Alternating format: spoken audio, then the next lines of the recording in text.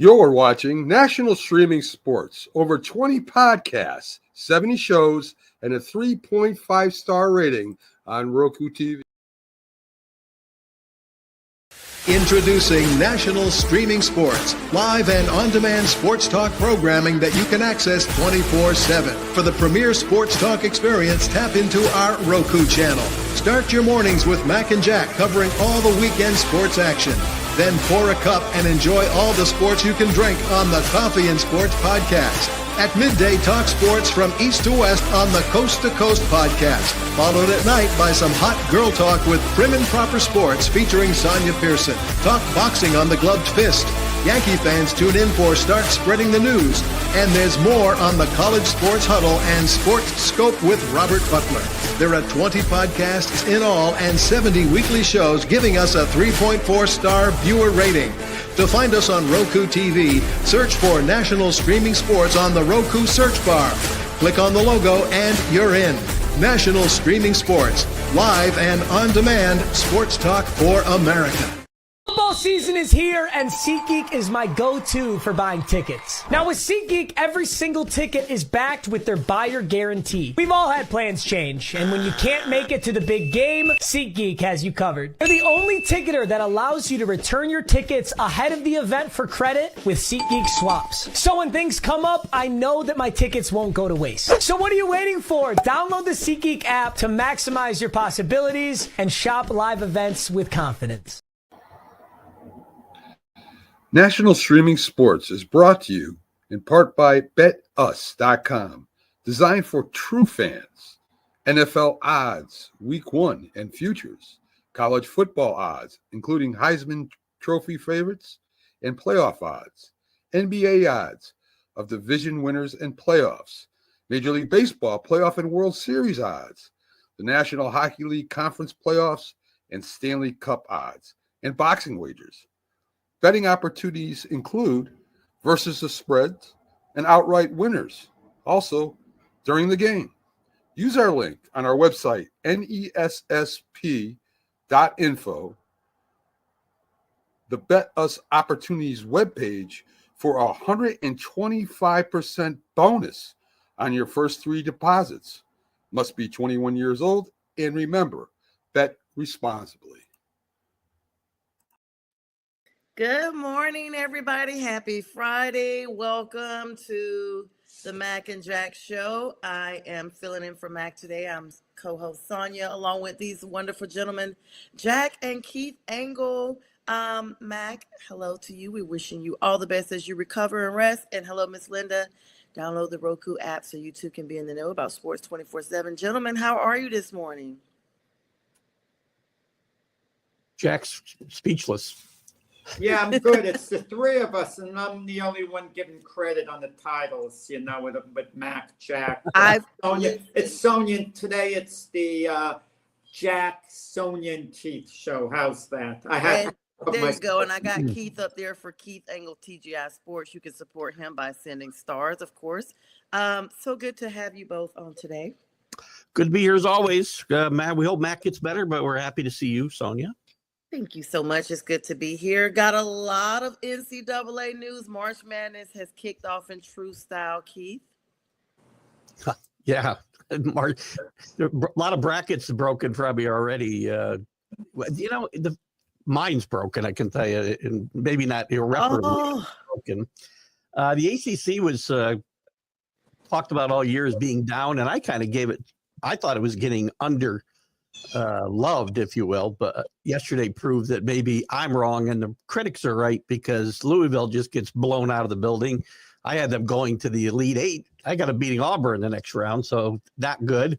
And Clemson gets hammered early. They come back and lose by 2. It doesn't look so bad, but they were down early in this game. They just didn't show up at all. And I've got them losing the national finals to Michigan. Yeah.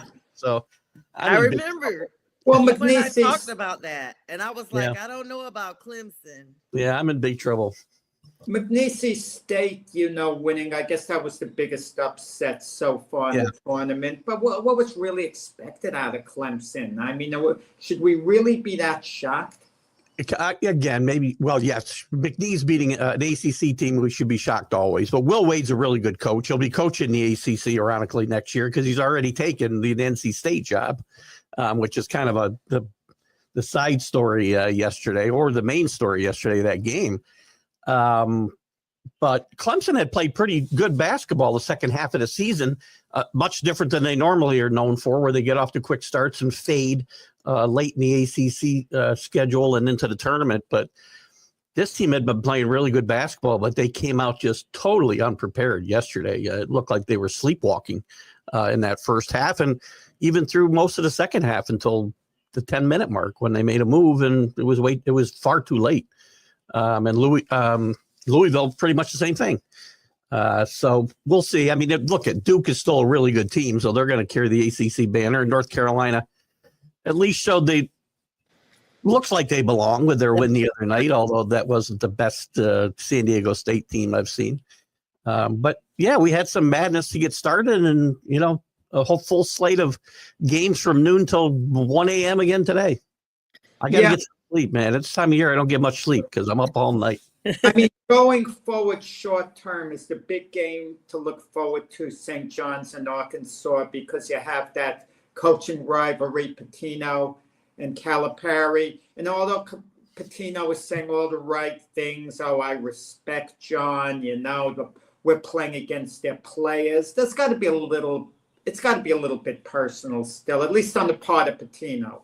I think on both sides, because Calipari wrongly really has always been described as Little Rick and like a protege of Rick Pitino, where he never worked for Rick Pitino. And I mean, I guess there were some similarities to their coaching styles and whatnot, but I'm not sure how that even got started. They barely crossed paths early in Calipari's career. But yeah, it's a big rivalry because they've been compared to each other for so long. And I'm sure Calipari and this Arkansas team, which has played really decent basketball as well. I've been kind of down on all the selections. 14, the 14th best team in the SEC. Arkansas is like 11. Getting in this tournament, but Arkansas played really well against Kansas, another team that had faded late in the year. This was a good basketball. This was a good NCAA basketball game yesterday. I thought Arkansas and Kansas, and you got to give Arkansas. I think St. John's will win. But Arkansas will have a chance to win that game. St. John's, as good as they are, they play great, tenacious defense. They don't shoot the ball that well. They shot it fairly well last night, but their three-point game is not, at the top of the NCAA rankings. So they get by on defense and transition and stuff like that. So they're going to need to they'll need to play well, better. I think they'll need to play better than they played against Omaha early last night to beat Arkansas. And good morning to David and Robert. David, of course, chiming in, saying good morning this morning. And Robert saying that basically Clark Kellogg had Clemson in the Final Four. Keith, I know you from CBS Sports. I know you and I talked about that Friday on your show. Yeah. I was commenting like I didn't see Clemson coming in from anywhere. Another upset was. No, you're right. Yeah, the High Point Purdue game. High Point already at home. They're done. And let me just tell you, I pulled up my brackets. I have them filled out in handwriting. I need to submit them online so you can see the truth of the matter. I pulled up your bracket there. You had a great bracket going. My bracket busted. High Point played a nice game yesterday against Purdue. I thought they might have a chance to win that game. A lot of people, people think a lot of the High Points of the world are happy to show up, but they're not just happy to show up. They're there to play basketball. Absolutely. And they played a good game yesterday. Purdue, again, shouldn't lose to High Point, right? But they gave him a good run for a while. Yeah, they really did. And Creighton, Louisville, another good game. 89-75, the last score there. Louisville, of course, going home. Montana and Wisconsin, not a game I paid too much attention to, but a blowout, actually. Well, Wisconsin took care of business, and you like to see these highest seed teams in the opening rounds, the first game or two, win decisively, not have a nail biter the way Michigan did. You like to see them take care of business so that you don't want to see any red flags if you're a high-seeded team. Case in point, the Houston game. Houston and SIUE just absolutely blown out. 70. Yeah, UCLA too, blowing out Utah State was a bit of a surprise to me. I didn't think they'd win that big, but Mitch Crone is a really good coach. UCLA in their first year in the Big Ten has been kind of like running under the radar. They were really highly ranked top 10 early in the season and fell backwards. But this is a team to maybe watch out for making a little bit of a run. Another team, VCU, that you actually had predicted, Keith, Yeah. they're now eliminated by BYU, 80-71. I mean, that it was a little close, then it wasn't. Georgia getting absolutely blown away by Gonzaga. We knew that. Gonzaga, another sleeper. You know, again, people aren't talking about Gonzaga, and that's when Gonzaga's are most dangerous because you know, they had a late season fade as well, but they played better in their tournament. They knocked St. Mary's off in the conference tournament after losing to them twice during the regular season. That was a big, again, I'm not shocked they won the game. I'm shocked they won it in that fashion. Yeah, and good morning to you, Rick. Of course, the Wofford and Tennessee game, no brainer there. I like to use that word. Tennessee getting the upper hand. The Arkansas-Kansas game, we talked about that. To me, that was a shocker. Jayhawks already out of it. Yale and Texas A&M. Of course, Texas A&M goes on to advance. Yale gave them a good game too, though. Yale last year, Yale played well in this tournament, and they played well yesterday. Just not, again, 99 times out of 100, they're not going to win these games, but they put themselves in a position to have a chance. Well, Yale was playing from behind all games. Yeah. It seemed to be a reach. Yeah, they stayed in within reach of being in the game. They didn't look like they were going to win it late in the game for sure. Yeah, they definitely didn't. Drake, same thing. You know, the hype behind them, getting it done over Missouri. Drake's a team I like. I've got them winning another game, actually. Well coached. McCollum's a really good coach his first year there, and this team plays good defense. And Missouri got behind early in this game, and they did fight back and I think they may have even tied it late in the game, if I remember right. But I got Drake win another one. If Mount St. Mary's beats Duke tonight, where would that rate them? Oh my God! That's in college NCAA history. Yeah, it might top the. We've only had 116 be a one, and that was a few years ago when Virginia lost to somebody from the league Albany State plays, and I can't think of their name now. Whatever. They lost to a 16 seed a few years ago. If Duke lost tonight, that would rank ahead of Duke. Would rank ahead of that game. Yeah, but you know, Duke has been, well, before we get there, Texas Tech, of course, advances over UNCW. So that's another one of those smaller schools. And I tend to cheer for those. You guys know I'm from North Carolina. I'm from a rural area. So UNCW and High Point and all those schools are you know, the smaller schools. We definitely cheer those on before we get to the Dukes and the Carolinas and what have you. I'm a Duke girl, of course. I'll be wearing my blue this evening when I do Prim and Proper Sports Friday with the fellas, because I got to represent us at game time, you know, and game day. But, I mean, the Michigan game, you mentioned that one, absolute blowout. Well, actually, excuse me, very close. Nail biter. Close. Yeah. 5. Michigan almost got eliminated on that one. Michigan, another team that struggled late in the season. Dusty Mays had a really good first year there after doing really well at Florida Atlantic. And everybody thought he might even be up for the Indiana job after 1 year at Michigan, but he said he was staying. He's done a great job turning his program around because Juwan Howard had kind of run it into the ground the last couple of years. And this is a great first year. And they kind of were fading late in the years. A lot of the Big Ten teams were. Except the one I picked to win the championship. So let's see how that works out. But they played well.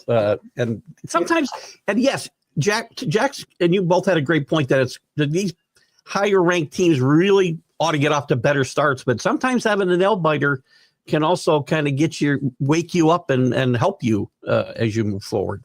Yeah, I actually got to tell you that the Duke game is at 2:50 today, so it's going to be here shortly, and Cooper Flagg is expected to play today. That's big because I know last week or the week before they thought he had broken his ankle. Yeah. But Duke's winning on a blowout, Sonia. I don't think there's much interest in that game. I think the big game and the focus tonight's going to be on UConn because they've never really they haven't gotten off all season. No. And the big talk was, could they repeat? And they've been a very ordinary team. I mean, can they turn the switch on and resemble the team they've been the last couple of years? Or is this just a faded UConn team?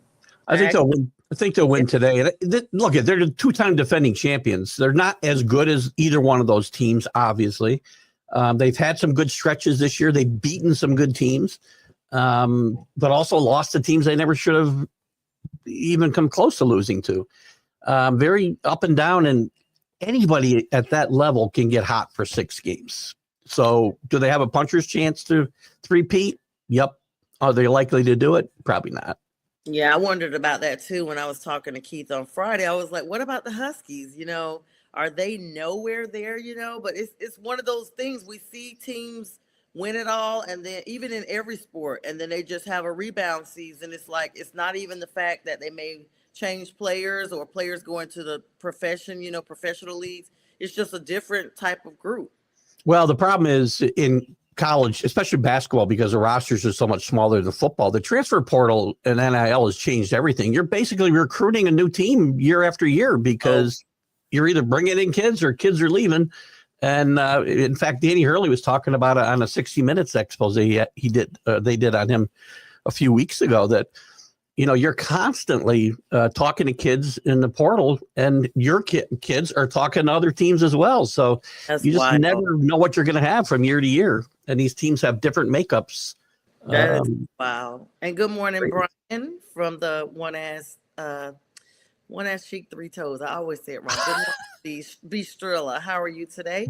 Now today we got a nice menu of games though kicking off at noon. We got the Baylor game, Mississippi State. What do you think about that game? That's number 9 and number 8. Those are not, number one seed. They're top 10 2 teams. But what are your thoughts on that game coming up? The 9-8 games are usually pretty intriguing. This is 2 teams that barely got in the field, quite frankly. Mississippi State is one of those SEC teams that were, in the bottom half of the league that I thought shouldn't probably get in at the expense of some mid-majors, but I won't bloviate on that too long because I tend to go off on that topic. But I think it'll be an interesting game. I actually like Baylor in this game because I think they've been playing better here late in the season. Yeah, Baylor. Another team I never even knew of this next team. I'm gonna be honest. Robert Morris. Never heard of number 15 seed versus Alabama. Where is Robert Morris? There is basketball here in the Northeast, So they're in Pennsylvania, I believe Robert Morris is. Well, they've got a game at 12:40 versus number 2 Alabama. Robert Morris won't beat Alabama, but Alabama, I think, is very vulnerable early in this tournament because they don't play a lot of defense. Nate Oates has done a great job there since he got there. They score a ton of points. They're great, fun, exciting offensive team, but they don't stop anybody either. So they're going to be vulnerable. Probably not against Robert Morris, but watch out for a second-round loss from Alabama. Yeah, Jack, what are your thoughts on that? Alabama being the number 2 seed. Robert Morris, 15's honestly a school I hadn't heard. Alabama should take care of business. I'm looking at the list of games. If there's going to be any Snow White underdog that you could see pulling a major upset, you kind of wonder about Maryland and Grand Canyon. It just kind of wonder. I'm talking about a long shot. If it's like betting on a horse, real long shot to come in, because something about Maryland is, they've kind of been a little spotty on and off. Yeah, they played better. Again, a team. I like momentum, right? And Maryland's played better late in the season as opposed to some of the other teams that I've mentioned that have kind of faded. Grand Canyon, I would give a puncher's chance to. This is a team that has pretty consistently got into the tournament from out west there, and unheralded school. Coached by Dan Marley for a long time, by the way, former Phoenix Suns star. Not anymore, but he was a coach there for quite a while. But yeah, I'll give them a puncher's chance. I would also, Colorado State is a team I would watch on upset alert today against Memphis as well. They're 12 against a 5.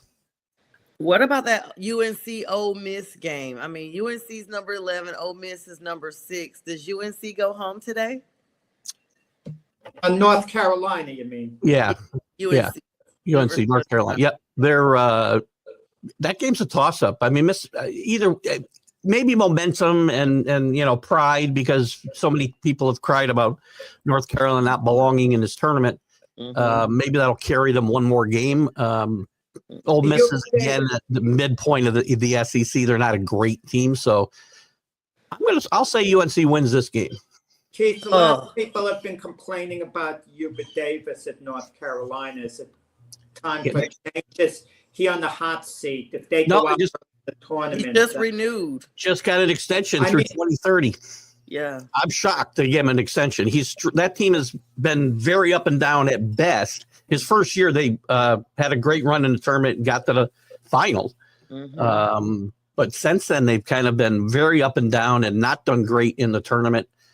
And you're right, he's been under fire, and they give him a 5-year extension. Just is that extension official? They were talking about it. No, it's official. Yeah, he's again. That doesn't mean he'll be there till 2030, but they're going to owe money till then. So, I was a little surprised they did that. But listen, you would want to get fired if you're paying through 2030, and they're going to pay you.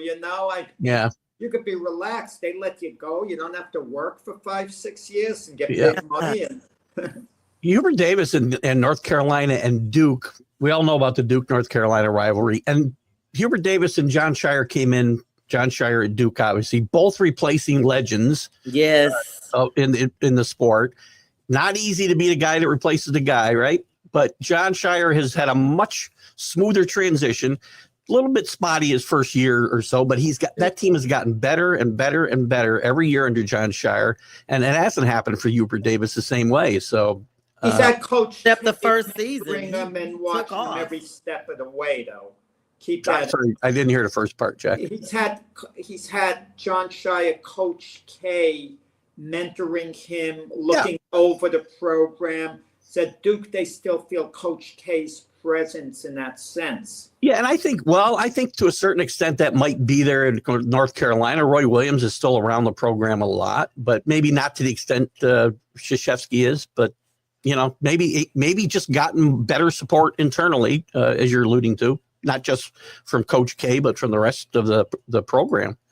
But obviously, North Carolina has some faith in Hubert Davis, or they wouldn't have extended him 5 more years. You're muted again, Jack. Was Hubert Davis Roy Williams' hand-picked successor? I know with John Shire, he was Coach K's hand-picked successor. But was Hubert Davis, because that makes a big difference how often the legendary coach is going to be around the program to see that his protege makes good. Yeah, I don't think it was the same level. This is my guy. He was on his staff, right? And it never came out who Roy. I mean, he said all the right things when Hubert Davis got the job, but you never got the feeling that that was his guy. I don't know who it would be. North Carolina struggled this way a couple of times. Remember when they brought in Matt Doherty to before Coach Williams came back? It didn't work out. It worked out for 1 year when he came back from Notre Dame after a good year there, and the program went right into the toilet after a couple of years under Doherty. So they haven't had a great success with former players. By the way, what's become of Notre Dame basketball? Oh, God, they're terrible. They're terrible. I mean, they didn't, I'm trying to think of the coach that retired, Mike Bray. Had a very consistent run there. It's not, wasn't great. It wasn't a great program, but they were in the tournament most every year. Miss here and there, but this team is now just irrelevant. So they miss Mike Bray there a lot. Yeah, it's a lot going on, and I feel like, to me, as soon as North Carolina went through that transition the first time, I think they hit the ground running with Hubert. But now it's kind of like the steam has run out, and I don't know if they feel like maybe giving him this extension will reignite them or not. But as a Duke fan, I'm excited. And I hope they go home today. Just to finish up on North Carolina and what you just said, giving him the extension does help him in the transfer portal and things like that, because kids see a more stable program, right? Or it has the opposite effect, and they go, well, he hasn't been as successful as I'd like to see, and they go somewhere else, like Duke. Yeah, a couple of and years that ago, happened. give a break. A couple of years ago, they went to the championship game. His first quickly year. we forget. His first year, that was 4 years ago now. That's, we all have short-term memories in sports today, Yeah. Jack. Well, today we got the other big game tonight, the Kentucky Wildcats taking on Troy. Even though Troy is number 14, Kentucky is number 3. Should we be on upset alert on that game? I think Kentucky will be fine against Troy. Again, another team that Mark Pope's done a really good job in his first year. And foreign players coming back to coach their teams is all the rage in college these days. Pope came back to coach after John Calipari left town, or I guess they mutually agreed to Yeah, the wording. But Mark Pope came in and they got off to a great start. They were ranked in the top 5 a lot of the year. And again, another team that faded late in the year. I think they'll be fine here, but I don't see Kentucky making a deep run here in this tournament. Yeah, now the Vandy versus St. Mary's CA at 3:15. It's an That's interesting. 10 in the 7 spot. That could be a toss-up. I think that's an interesting game. Vanderbilt, again, one of those teams from the deep SEC that is in here. St. Mary's, I like to win. I think I've got them in the Elite 8, actually. This is a team that's played very well. They're a veteran team, which you don't see a lot because of all the transfers and such. They're a veteran team that's played together a lot. They have really good guard play, which is so important in this tournament and things you look for. The problem is, and they play great defense. Problem like a similar, like St. John's, like Tennessee, great defensive teams, but have trouble putting the ball in the basket, which you really need to do to win basketball games, right? So St. Mary's will be susceptible to a loss. I think they win today, and I think they win a couple games in this tournament. Oh, Keith, early in the show, you mentioned something about Calipari and Pitino. Yeah. They haven't really crossed paths per se. They both coached at Kentucky, so maybe that's where a little of the tension comes from. Yeah, they did cross paths like early in their career, and they played in the tournament when Calipari was at UMass and Kentucky. Pitino was coaching Kentucky. I believe UMass. That was the year UMass went to the Final Four. Well, it's been vacated, now, but it's since been vacated because they broke rules that are now perfectly fine to do. And good morning, Scott. He says, good morning. Good morning, all. How are you? And he said he hit a nice parlay last night for 4 figures. Hubert Davis was not. He was the 3rd or 4th choice for Carolina. Scott Toby's my guy. He'll give you tennis winners. You can go bet anything. Scott will give you a winner on anything. Okay. He's good. Thanks for joining us this morning. Now, the Norfolk State number 1 versus number 1 Florida. Norfolk State being number 16. It's the first round at 650. Keith, you were sold on Florida. I think we talked about it. I know a friend that has Florida winning it all, all the way down, and meeting up with Duke and then beating Duke for the championship. They're a very popular pick to at least get to the Final Four, if not win it all. And they played very consistent basketball this year. They were in the top 5 most of the year in a very tough SEC. Deep SEC, as we can see with 14 teams in this tournament. But Florida will make a run in this tournament. They're not going to lose this game today. This won't even be close. Huh. Okay. Well, what do you think, Jack?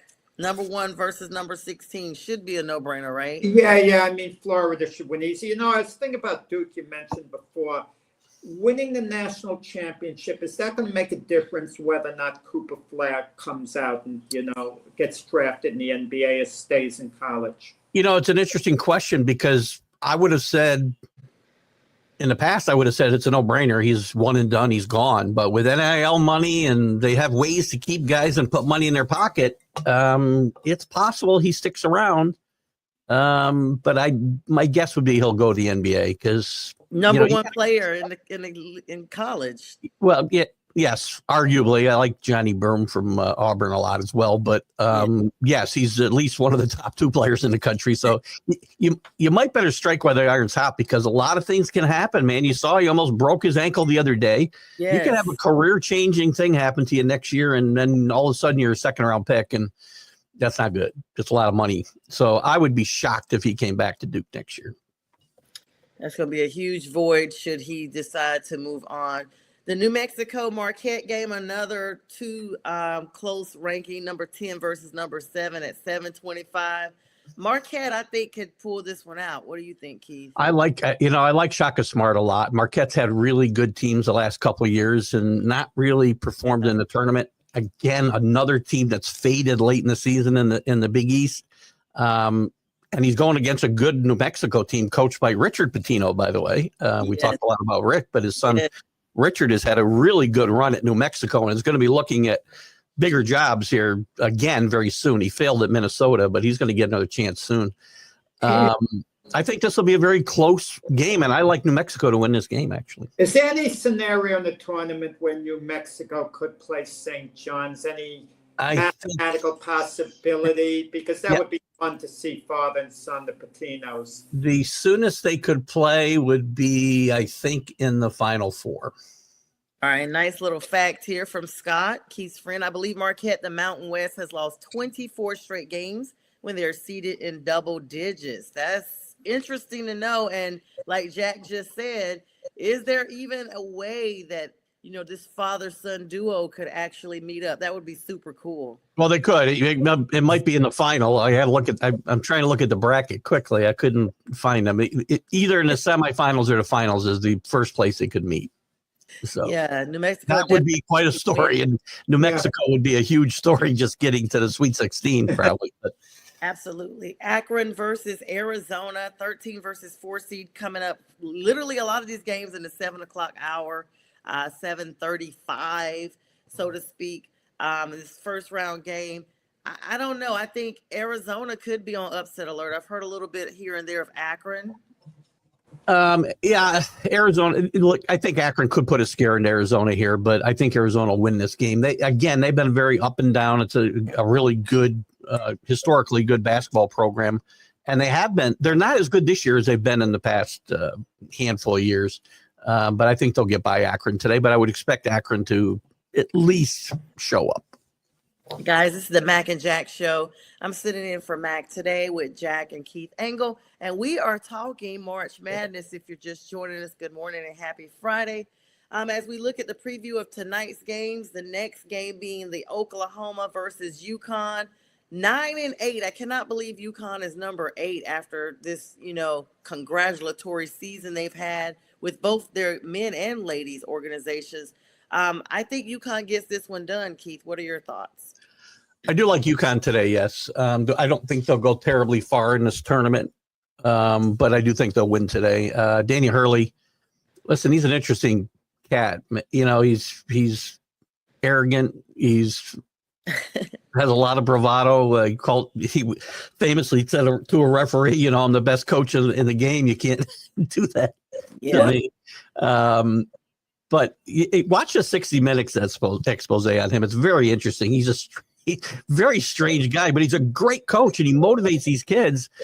And listen, that's why I say they have a puncher's chance to they're a long shot. I think they're like what I said the other night. They're 8,000, right? You bet 100 you win 8,000 if they win. So that's a long shot to win this whole thing.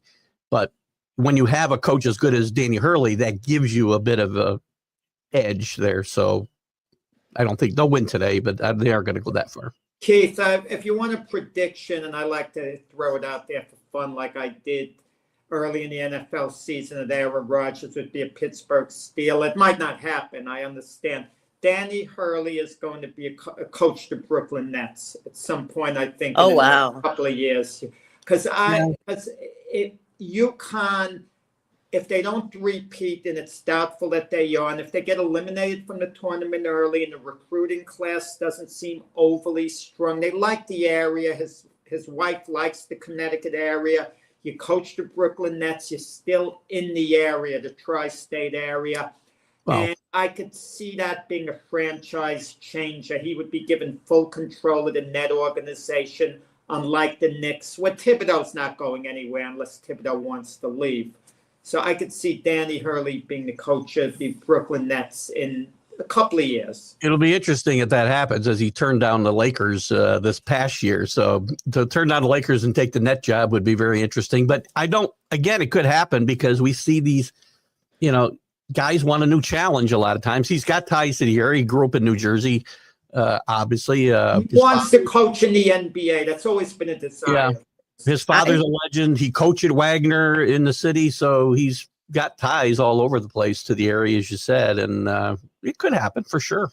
Yeah, and one thing about it, to plug in, Scott says the Patinos would be a Final Four matchup. That's Jack, you brought up a good point. We see these genealogies in coaching and players. We see it with the Patinos.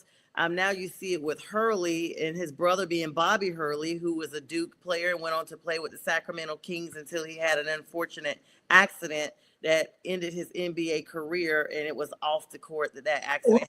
Sonia, we forget one little twist changes a coaching career. People forget Rick Pitino was the coach of the Boston Celtics, and the ping pong balls favored the Celtics to get Tim Duncan. But the ping pong balls went to San Antonio. Had Tim Duncan become a Boston Celtic, I'm not sure Pitino would still be there, but he would have been there a heck of a lot longer, probably have been an NBA championship winning coach with the Celtics with Tim Duncan, but it didn't happen. It changed everything.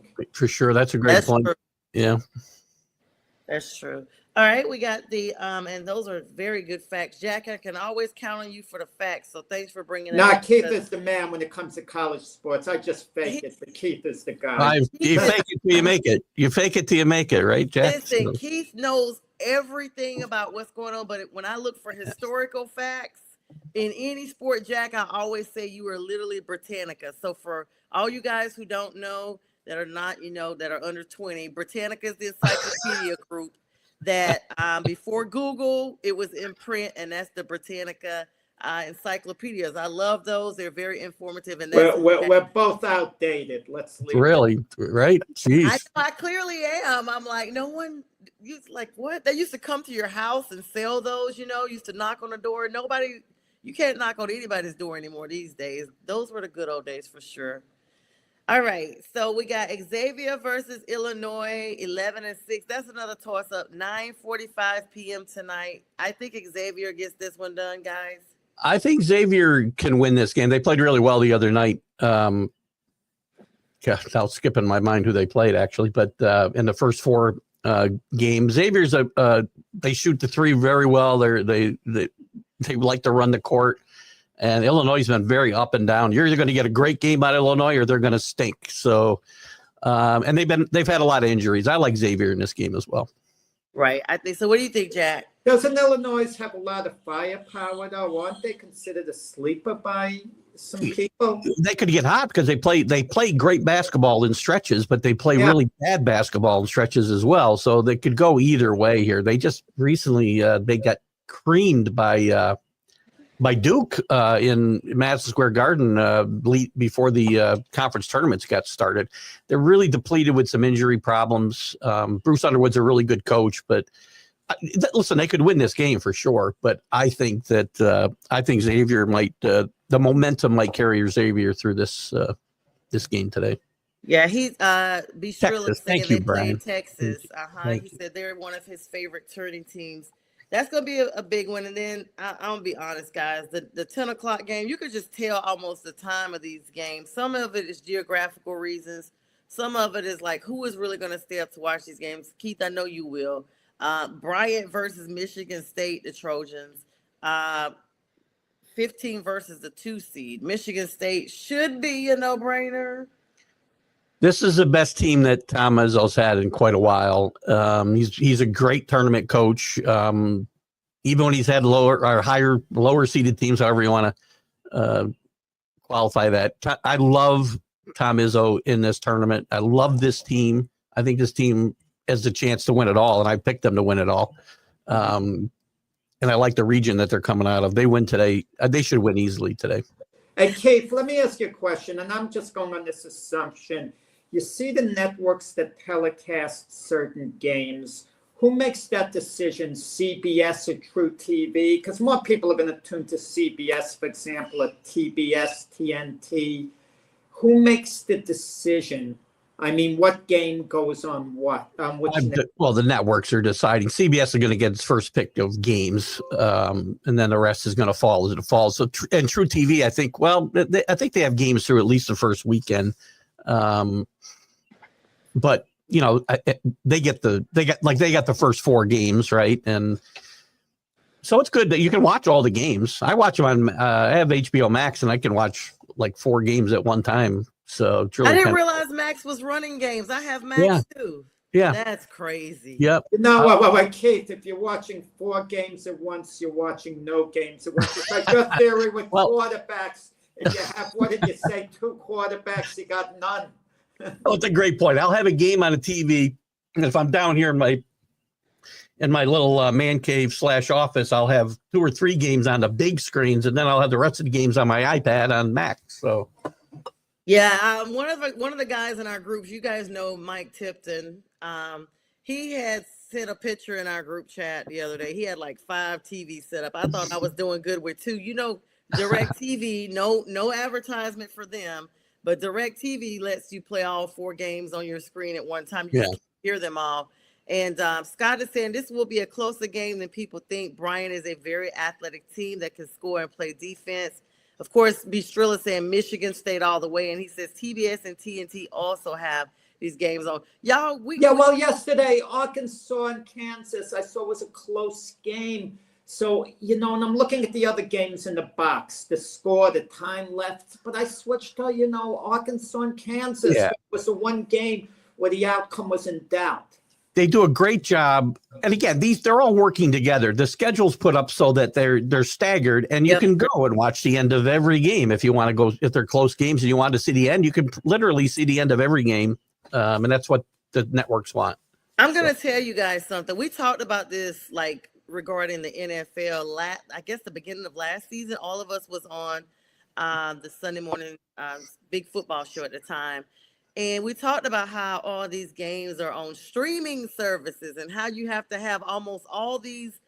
You have to like literally by the time you pay for all your streaming service, because I have like 3 different streaming services in addition to Direct. You're paying like so much money. You may as well all give it all to Direct and pay it that way. But it's like you cannot possibly get every single game without having to stream. Well, this tournament is headed that way as well. Right now, you can watch every NCAA game with just cable or whatever. YouTube. I meant YouTube, Bistrilla. I said Direct. I actually meant YouTube. I don't know what Direct has. I'm sorry, I misspoke. Thanks for that. That's okay. Yeah. Same thing. I mean, you can get all the games on YouTube. You're not going to, assuming they carry, you know, True TV and TBS, which I'm assuming they do. Yeah, no TBS. Yeah. So, but I guaranteed that, you know, they're heading that direction to streaming as well, because that's where everybody's going. Some of the conference tournaments this year, the Big East tournament, the early games are on Peacock. Absolutely. I got it. Yeah, they're all Paramount. Disney is gonna be grabbing them next. You know, they're already doing the whole Toy Story thing. All right, so tonight's final game is Liberty, and of course, I actually know someone that plays for Liberty versus Oregon number 5.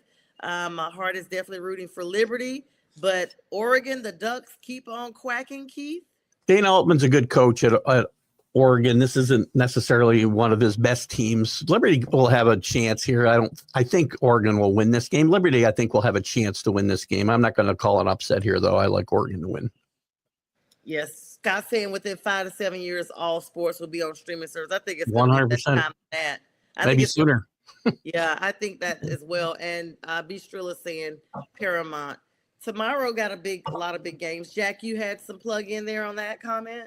No. I was thinking when you said all the big games are going to be, you know, what did you just say, on streaming or whatever? He said all sports. All sports. No, I remember the 1990s after there's a great Super Bowl game in which the 49ers with Joe Montana beat the Bengals on that last drive. You know, the John Taylor touchdown. All I would hear was, the Super Bowl is not going to be on free TV anymore. It's going to be on pay-per-view soon. What was that? Over 30 years ago. Oh, wow. I was. Wow. Yes. Yeah, you don't. you don't The know. world's changed a lot in the last But, 30 years. So I think these leagues are going to see that people just aren't going to pay. You know, I mean, how many people would actually pay for the NCAA tournament? I know Keith would, but there's a point after a while. I mean, I'd how pay much for you the want them to final. pay? I'd If you pay want them to 16. pay $29.99 to see the whole tournament, yeah. But they're certainly not going to be charging per game or per bracket. unless you got an antenna, you're paying for it no matter what you're using, by the way, because that's all factored into the cost of your cable bill, your direct TV, your YouTube TV, whatever you're paying, right? The access to the channels that are carrying this are factored into the cost of your subscription. And when that goes up, your subscription goes up. So everybody's paying. They don't think they are, but everybody who doesn't have an antenna, and I do have a digital antenna where I get like 50 channels, by the way. I am in a good spot here for that. But anybody who's not doing that, and there's only X amount of games you can watch. If they're not on CBS or NBC or Fox or ABC, you're not going to watch them on an antenna. Yes, Scott So brings up Amazon. Everybody's paying one way or the other. Yeah, Scott even brings it up to Amazon. You know, you got to have a Prime membership. The NFL slowly going streaming. I don't know. I have an antenna too. It's the one that's like, it looks like just a piece of material, like leather that's circular, and you put it. But you guys, I remember the antenna that you had to literally. So there's two types. There's the one that's outside that you have to go outside and turn it. Like we used to turn the pole of the antenna to try to get it. And then my grandmother had one that was outside, but it was connected to a box, and you turn the knob. And you just hear boop, boop, boop, boop, boop, boop. Oh, well, like those were the days. We had those growing up. Rabbit ears. Well, they have it now. I pay for ESPN Plus. I pay for DAZN, DAZN. You know, that's on top of the normal cable costs. But that's if you want to see sports events. I mean, what can you really do? Got a lot, but I mean, and there's a lot of big games coming up tomorrow. We may not have time to go through them all. No, because I got to get ready to jump for my interview here at 9:00. Yes. That means Sonia and myself are probably going to switch to the latest on Aaron Rodgers. Yeah, we could definitely fill up talking about him. Keith, thank you so much for your time. Everybody hop over, support Keith on TGI Sports. I'll be dipping in a little bit later on as soon as we wrap up here. Keith, have a great weekend. We'll see you Sunday morning. See you Sunday morning, guys. Bye-bye. Bye-bye. Keith TGI Sports. And you're watching the match. We were talking a little before about Cooper Flagg, whether he would come out or not. You know, the NBA draft never compares to the, college football draft. I mean, the NFL draft. I mean, it's never the same kind of drama because a team picking at number 5 in the NBA draft, you don't feel you're getting a franchise-altering type player. But in football, it seems so much more intriguing. Yeah, it is because it's so much that goes on in basketball. There's a ton more games. It's a ton more teams. And it gets really cumbersome at some point until you pick your favorite teams, or favorite players that play for certain teams, and then follow them that specific way. I tend to have connections to anybody that came out of Duke. Like, I'm not a Celtics fan, but I like Jason Tatum because he's a Duke player. But my team, of course, is the Hornets because I'm from the Charlotte, North Carolina area, but I live in Atlanta, so I like the Hawks too. But old school, Yeah, I mean, you're glutton for punishment. The Hawks, the Bobcats. No, we're not Bobcats anymore. We got rid of that crappy name. We were back to the Hornets. We let New Orleans. No, they play we let like New Orleans have our team for a while. No, but I like. Well, the Bobcats, the Hornets. You were a fan when they were the Bobcats, right? Yeah, I was there. Okay, there you go. But we were originally the Hornets, and then we went to the Bobcats because they let the Pelicans, who are now the Pelicans, they let them take the Hornets went to New Orleans for a minute, and then they petitioned to have their name changed, and then we got the team back. So there was a period that Charlotte didn't have an NBA team. And so now it's back, and they named it the Bobcats, and everybody was like, that's horrendous. Can we get the Hornets name back? So they got it back, and there it is. But I'm a Warriors fan. I actually have a shirt for them because I like Steph Curry, of course, a North Carolina native. But You're right. I have a Hawks shirt. I don't even have a Hornet shirt, but I just, whoever wins on those. It's not like the Panthers and Falcons. Yes, Steph Curry was just named, what was he, assistant athletic director at Davidson, his college. Yeah, I mean, he's given a prominent role as far as building up the athletics. He loves this school, what it did for him. And when you think of it, Steph Curry, the college that he came from, he didn't come from a big university. And he's turned into an iconic player. He's awesome. He's from the Charlotte area. And he always gets these accolades. I still remember when he actually graduated from there. It feels like just yesterday, but it was within the last 5 to 6 years. And ironically, they're talking about he actually exited the game after the Warriors win on yesterday. So he has a slight injury here. Let's see real quick. And then we'll try to pivot over to talk about your favorite person. The Warriors. I was kidding with the Aaron Rodgers, but the Warriors getting Jimmy Butler, it seemed to have re-energized the team. It really has. I mean, they've been playing much better, and they are a threat, to come out of the West now. They're not favored. OKC, I guess, in Denver would have to be made the co-favorites in the West, but Golden State, along with the Lakers, etc. Maybe Houston, they're given chances. The West is really turning into the best. Looks like Steph Curry had, according to Steve Kerr, the coach, Steph left the game with a pelvic contusion from a fall that he took in the 117-114 win over Toronto on Thursday night. So they're basically, he's getting an MRI and all that kind of stuff. The tailbone, pelvic area is absolutely painful, I'm sure. So we wish him the best. But yeah, the talent is definitely out there in the West, Jack. I honestly was looking to see if there was going to be some type of personality issue with Draymond and Jimmy Butler. They're both really dominant alpha personalities. And Draymond tends to be like, a real butthole as of late to even his teammates.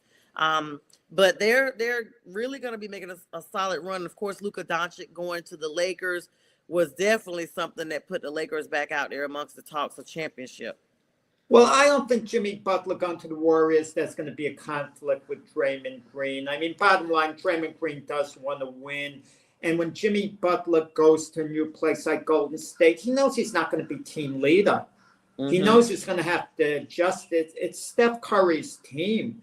If Jimmy Butler tried to make any inroads in that regard, I mean, it would completely backfire on him. Everyone would turn against him within the organization, the fan base, etc. He's not going to do that. And Steph Curry's a remarkable leader. He's going to embrace Jimmy Butler, and he might even encourage Jimmy Butler to lead, because that's the type of leader, Steph Curry is. And they've been working well together, and the team, like I said, has been really re-energized, since Jimmy Butler's gotten there.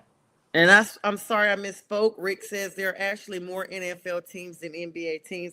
To me, it just feels like there's more. It feels like there's more NBA teams because it feels like every major city has them. And then... Oh, I didn't hear what you said. There are 32 NFL teams. Yeah, there are 32 NFL teams, but I had said there are probably more NBA teams. I think there are 30 NBA teams. Oh, okay. Well, close.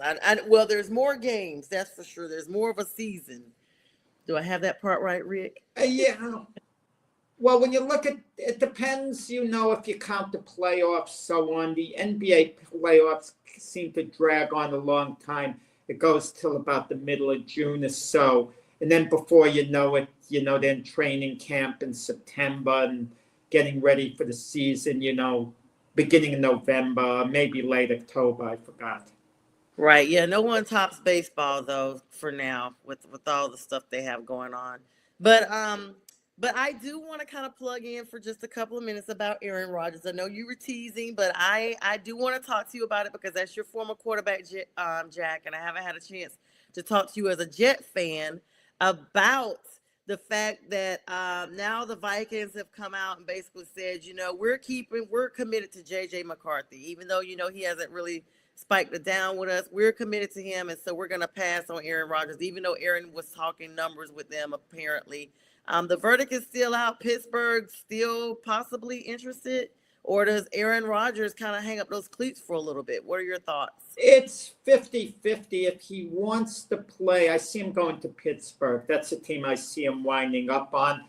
But if he doesn't have a team, like, come training camp time, I think he's going to wait to see which team's starting quarterback goes down with an injury. Let's say it's Miami. Tua's been known to be hurt. I mean, Rodgers would step in and start over there. Wouldn't that be ironic? Because Miami backup is Zach Wilson. So there you would go. Rodgers starting, Zach Wilson again is the backup. Just like in the same division as the Jets, Yes. too. So that would be ironic. But why hasn't he made a decision yet? That's what I kind of wonder. I mean, maybe he's waiting for the draft because he doesn't want to pick a team and then see them draft a quarterback. The Giants want Aaron Rodgers to be their quarterback. But what happens if they draft a quarterback? Yeah, you don't want to see them. Aaron Rodgers doesn't want a situation where he's looking over his shoulder, even though he's saying, I might only play one more year. Yeah, you don't want a repeat of the Falcons situation with Kirk Cousins. They, of course, went into the draft and shocked the whole NFL world, including Kirk, by drafting a quarterback at number 8. And now we see that may be beneficial to them. But now they're talking about, they've missed the trade deadline of March 11th. And they told Kirk Cousins, hey, you're going to stick with us. You just got this other $90 million that was guaranteed after March 11th. But we're not going to be releasing you, because Kirk's like going to Arthur Blank and like, hey, I don't want to be backup. I want to go somewhere where I can play number 1. But they're like, yeah, no, that won't be. Well, Kirk played lousy. He brought this on himself, Kirk Cousins. So I really don't want to hear, about that. But, it depends on the opportunity for quarterback. They want to play. And Rodgers is an iconic quarterback. So his situation is a lot different, but there's so many factors. I thought he might be interested in the Giants because he's like the New York metropolitan area. He gets to stay here. Yep, he don't got to sell his house. In the same stadium that he played in, last year. But the Giants aren't going to win. I mean, at least they're not a threat to win the Super Bowl. The Steelers, they have an outside chance at least. But, we'll see. I don't want to hear about Joe Flacco. Oh, come on. Flacco is very long in the tooth. But Rodgers is literally the last gasp for any of the quarterback needy teams. And let me be honest. He wants Minnesota. Because it's a central division. That's where he played all the years with the Packers in that division with the Vikings. They got Justin Jefferson, Jordan Addison, Aaron Jones as former Packer teammate to run the ball. They've got the weapons there, the Vikings, for Rodgers to be successful. Well, they don't want him. I understand him wanting to go there, but they're committed to J.J. McCarthy. Right. That's the thing about it. And if J.J. McCarthy should get hurt again or he flounders and Aaron Rodgers is available, I could see that happening. So it's going to be two things for Aaron Rodgers. It's either he's going to be a Pittsburgh Steeler if he agrees to sign with someone before training camp. Otherwise, I see him waiting to see what happens in the quarterback situation around the league. If one of the quarterbacks on one of the top teams gets hurt, then I could see Rodgers, wanting to go there and having a chance to win a Super Bowl. Yeah, and Rick brings up a good point as well. He basically says the fact that that Pittsburgh has better weapons but are just as wacky as Rodgers. I guess that's what it'll take. I tend to think they have the weapons and they have the discipline. Mike Tomlin is not putting up with a lot of stuff that other teams have put up with, where Rodgers is coming and basically taking over from every aspect possible. They have a little bit more discipline there. As we get ready for the last 30 seconds of the show, Jack, what are your thoughts on that? They're saying Flacco's 40, Rodgers is 41. Who's the long tooth, Jack? I mean, Rodgers is long in the tooth, but you're talking about a legendary type quarterback, one of the better quarterbacks in league history. And Flacco's kicked around team to team. I mean, let's be honest. He was he's the backup for the Jets, backup for the Eagles, backup for the Browns. He's kicked around. I mean, Flacco is a serviceable backup. That's it. And Flacco's willing to accept that. Rodgers wouldn't be willing to accept being a backup quarterback anywhere. Either he's the starter or he retires.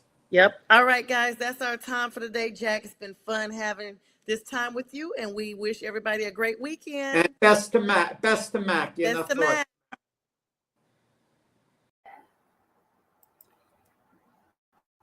You're watching National Streaming Sports. Over 20 podcasts, 70 shows, and a 3.5-star rating on Roku TV.